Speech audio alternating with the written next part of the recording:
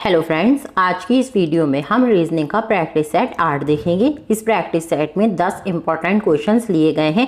अगर आप इनमें से किसी भी गवर्नमेंट एग्जाम की तैयारी कर रहे हो तो सभी के लिए ये प्रैक्टिस सेट बहुत ज़्यादा इंपॉर्टेंट है, क्योंकि जिस टाइप के प्रश्न इस प्रैक्टिस सेट में लिए गए हैं उसी टाइप के प्रश्न आप लोगों को एग्जाम में देखने को मिलेंगे। तो चलिए आज की क्लास को स्टार्ट करते हैं। पहला क्वेश्चन है हमारा, नीचे दिए गए विकल्पों में से संबंधित संख्या को चुनिए। तो जो संबंध 2024 का 16 के साथ है वही संबंध हमें 2030 का दूसरी संख्या के साथ बनाना है।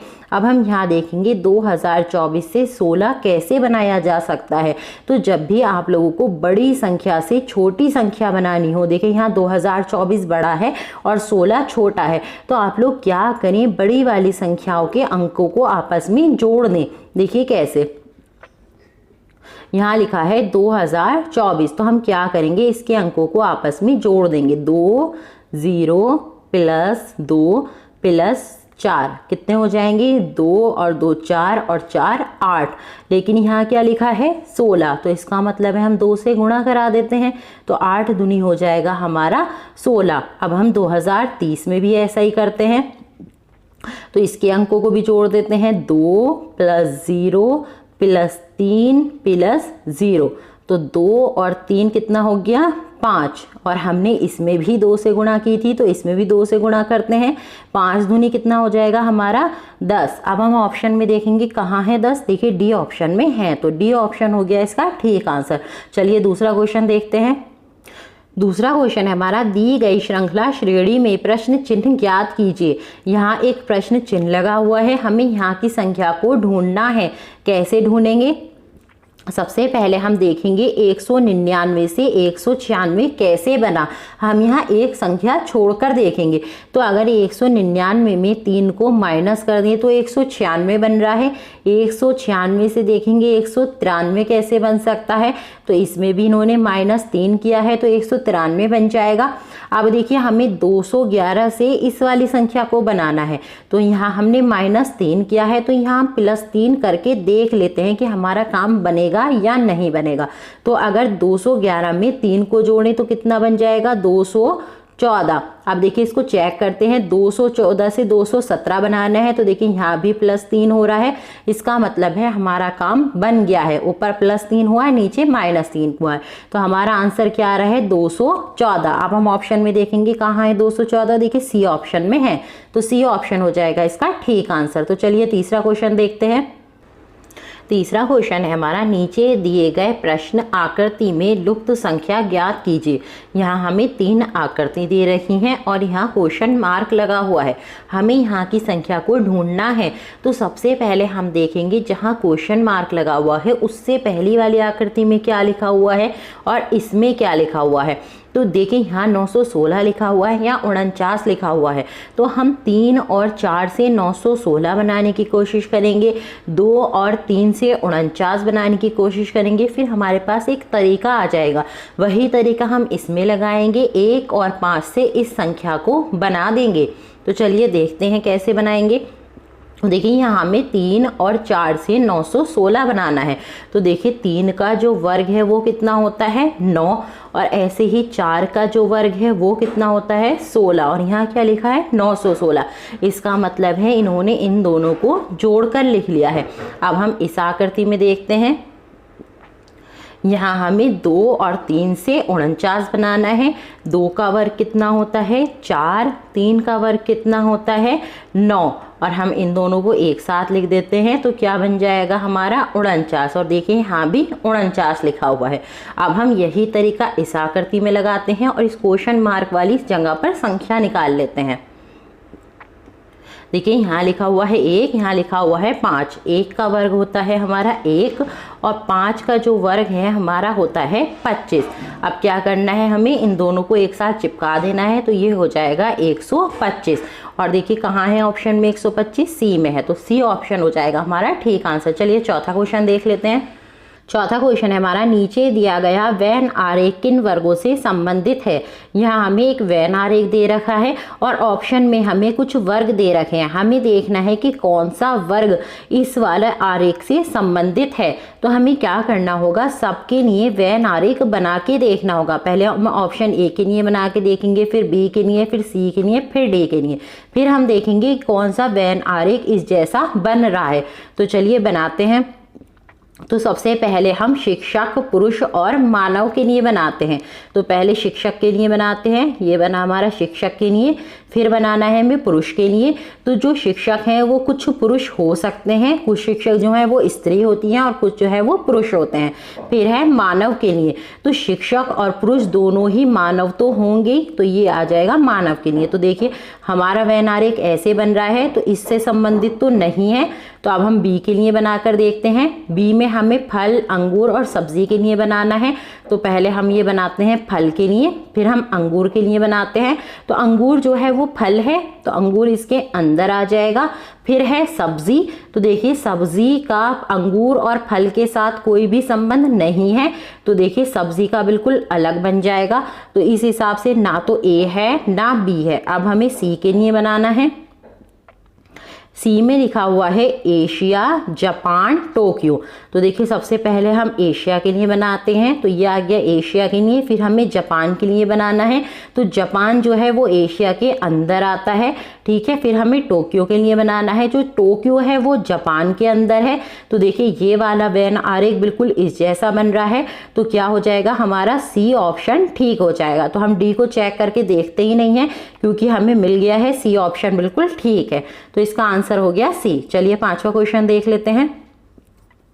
फिफ्थ क्वेश्चन है हमारा, एक खास कोड भाषा में 5, 6, 7 को हाई एंड लो लिखा जाता है, 6 to 9 को बिल्डिंग आर हाई लिखा जाता है, 5, 3, 1 को हॉट एंड सोर लिखा जाता है। उस कोड भाषा में लो को कैसे लिखा जाएगा। तो यहाँ हमें लो का कोड वर्ड निकालना है। तो चलिए देखते हैं इस क्वेश्चन को। देखिए 5, 6, 7 को क्या लिखा है, हाई एंड लो। 6 to 9 को क्या लिखा है, बिल्डिंग आर हाई। अब हमें इन दोनों में देखना है क्या कॉमन है। कॉमन का मतलब होता है एक जैसा। तो देखिए यहाँ भी हाई है, यहाँ भी हाई है। अब इनके कोड वर्ड में देखिए क्या कॉमन है, यहाँ भी 6 है, यहाँ भी 6 है। अब देखिए 5, 3, 1 को क्या लिखा था इन्होंने, 5, 3, 1 को लिखा है इन्होंने हॉट एंड सॉर। अब हमें इसमें और इसमें कॉमन देखना है। तो यहाँ भी एंड है, यहाँ भी एंड है। अब इनके कोड वर्ड में देखिए क्या कॉमन है, यहाँ भी 5 है और यहाँ भी 5 है। तो देखिए एंड का कोड वर्ड क्या हो चुका है, 5, और हाई का हो गया है 6। अब देखिए हमें लो का बताना था, तो यहाँ बचा है लो और यहाँ बचा है 7। तो लो का कोड वर्ड क्या हो जाएगा, 7। अब हम ऑप्शन में देखेंगे कहाँ है 7, देखिए सी ऑप्शन में है। तो सी ऑप्शन हो गया इसका ठीक आंसर। चलिए छठा क्वेश्चन देखते हैं। 6 क्वेश्चन है हमारा, अलग अक्षर समूह का चयन करें। यहाँ हमें 4 ऑप्शन दे रखे हैं और इसमें से जो एक है वो बाकी तीनों से अलग है, तो हमें उसको ही ढूंढना है। चलिए देखते हैं इस क्वेश्चन को भी। देखिए फर्स्ट में लिखा हुआ है LAIN। तो इसमें क्या है, वोवेल्स का यूज हो रहा है। वोवेल्स क्या होते हैं हमारे, AEIOU, इनको हम वोवेल्स कहते हैं। तो देखिए इसमें वोवेल्स का यूज हो रहा है। इसमें देखें तो इसमें भी I भी है, E भी है, इसमें भी वोवेल्स का यूज हो रहा है। सी ऑप्शन में देखें तो O भी है, A भी है, इसमें भी वोवेल्स का यूज हो रहा है। लेकिन अगर हम D को देखें तो इसमें वोवेल्स नहीं है। तो D ऑप्शन जो है वो इन तीनों से अलग है। तो D ऑप्शन हो जाएगा हमारा ठीक आंसर। चलिए 7वां क्वेश्चन देख लेते हैं। 7वां क्वेश्चन है हमारा, नीचे दिए गए विकल्पों में से संबंधित अक्षर को चुनिए।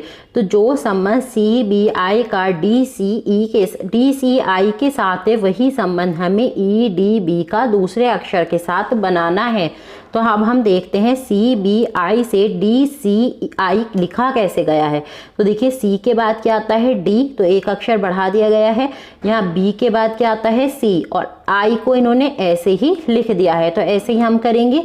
E के बाद क्या आता है F, D के बाद क्या आता है E, और इन्होंने I को ऐसे ही लिखा था, तो हम भी B को ऐसे ही लिख देंगे। तो यहाँ आ जाएगा B।